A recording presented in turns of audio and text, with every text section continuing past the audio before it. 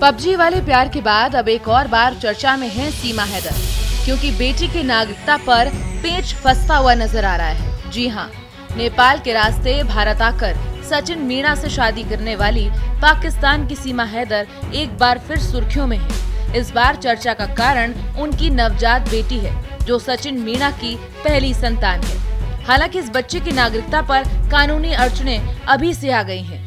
सीमा हैदर की एक गलती की वजह से उनकी बेटी को भारतीय नागरिकता मिलने पर संशय बना हुआ है। सीमा हैदर मई 2023 में नेपाल के रास्ते अवैध तरीके से भारत में दाखिल हुई थीं। बिना वीजा और पासपोर्ट के सीमा ने नेपाल से भारतीय सीमा लांघी और ग्रेटर नोएडा के रबुपुरा गांव में अपने प्रेमी सचिन मीणा के साथ वो रहने लगी।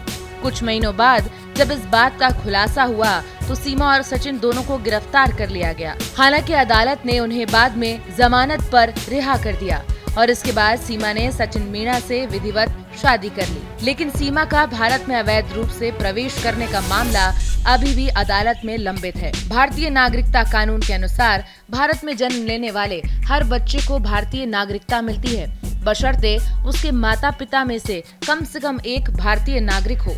यदि माता पिता में एक विदेशी हो तो भी बच्चे को भारतीय नागरिकता मिल सकती है, लेकिन इसके लिए जरूरी है कि वो विदेशी नागरिक भारत में वैध वीजा और पासपोर्ट के साथ आया हो। सीमा हैदर इस शर्त को पूरा नहीं करती, क्योंकि उन्होंने अवैध रूप से भारत में प्रवेश किया था। ऐसे में सीमा की नवजात बेटी को जन्म से भारतीय नागरिकता नहीं मिली है। दूसरी ओर सचिन मीणा के वकील AP सिंह का दावा है कि सीमा हैदर ने भारत में प्रवेश करने से पहले ही नेपाल में सचिन मीणा से शादी कर ली थी।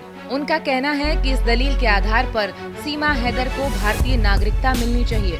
उन्होंने इस मामले को राष्ट्रपति तक पहुंचाया है और सीमा के लिए नागरिकता की याचिका भी दायर की है। हालांकि अंतिम निर्णय अदालत को करना है कि सीमा हैदर की बेटी को नागरिकता मिलेगी या नहीं।